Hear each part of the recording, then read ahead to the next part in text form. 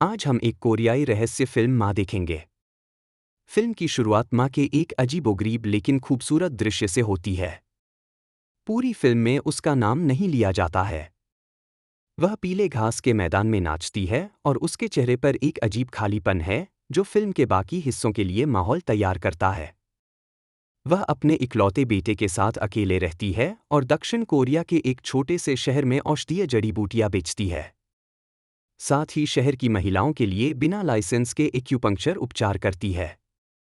उसका बेटा यूं डूजून शर्मीला है, लेकिन जो कोई भी उसकी बौद्धिक अक्षमता का मजाक उड़ाता है, उस पर हमला करने के लिए तैयार रहता है। वह उसे डेट करती है और उसे स्थानीय ठग जिनथाई के साथ घूमने के लिए डांटती है। जब डिजॉन लगभग एक कार से टकरा जाता है, तो वह और जिंता कार में तोड़फोड़ करते हैं और बदला लेने के लिए ड्राइवर और यात्रियों पर हमला करते हैं। जिंता कार को हुए नुकसान के लिए डूजून को दोषी ठहराता है और डूजून पर मुकदमा चलाया जाता है। उसकी मां देर रात बार से घर लौटते समय कर्ज के बोझ से जूझती है।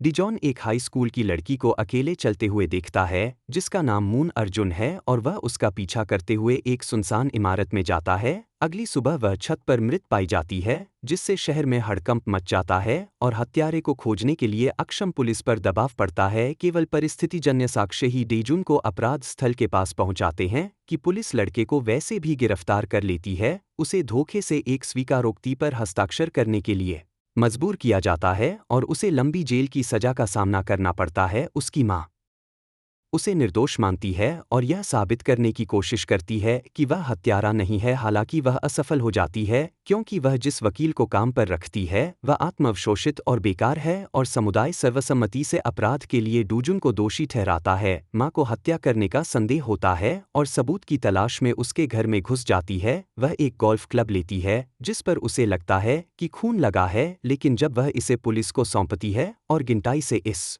बारे में पूछा जाता है तो यह स्पष्ट हो जाता है कि खून सिर्फ लिपस्टिक के कारण लगा है। उसके आरोप के बावजूद गिनटाई मां को मामला सुलझाने में मदद करने के लिए सहमत हो जाती है। एक शुल्क के लिए मां उसे नौकरी से निकाल देती है। उसके वकील और शहर के लोगों से अर्जुन के बारे में सवाल करते हैं।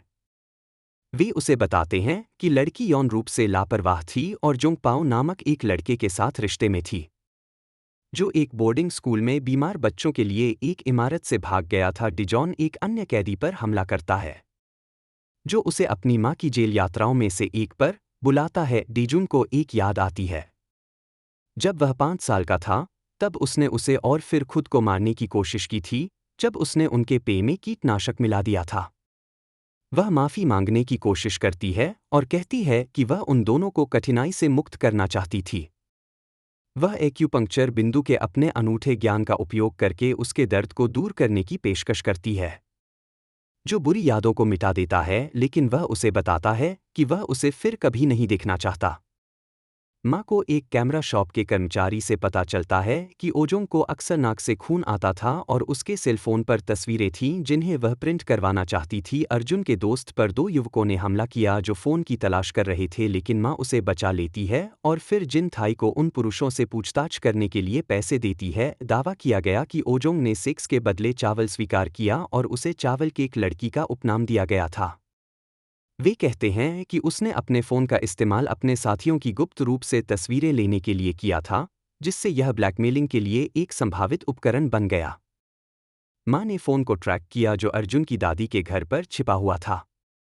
डिजॉन को अर्जुन की मौत की रात परित्यक्त इमारत में एक बुजुर्ग व्यक्ति को देखना याद है और वह अर्जुन के फ़ोन पर एक तस्वीर में उसे पहचानती है।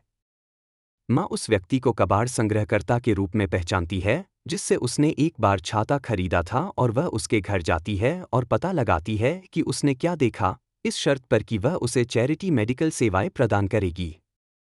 कबाड़ संग्रहकर्ता ने खुलासा किया कि जब से उसने डोजुन को अर्जुन को मारते देखा है तब से वह परेशान है। उसने दोनों के बीच एक छोटी सी बातचीत देखी जिसके दौरान हमारे जंप ने डुजुना को बुलाया और डिट्यून ने एक बड़ा पत्थर छाया में फेंक दिया जिसमें अर्जुन खड़ा था और अनजाने में उसके सिर पर मारा और डेजुन को मार दिया और फिर उसे छत पर खींच लिया। मां सच्चाई को स्वीकार करने में असमर्थ है। वह पागलों की तरह कबाड़ संग्रहकर्ता से कहती है कि वह गलत है और मामला फिर से खोला जाएगा और जुजू को रिहा किया जाएगा।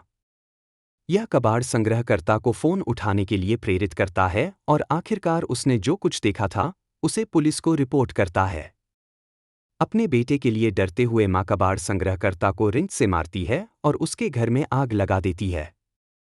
बाद में पुलिस माँ को बताती है कि उन्होंने असली हत्यारे जोंगपाओ को ढूंढ लिया है, जिसे अर्जुन के खून के निशान उसकी शर्ट पर पाए जाने के बाद दोषी माना जा रहा है। पुलिस मानती है कि यह हत्या के दौरान वहां पहुंचा था, लेकिन माँ जोंगपाल की कहानी जानती है कि यह खून अर्जुन की सहमति से सेक्स के दौरान नाक से खून बहने का परिणाम है। दोषी महसूस करते हुए वह जंग पाओ से मिलने जाती है, जो और भी अधिक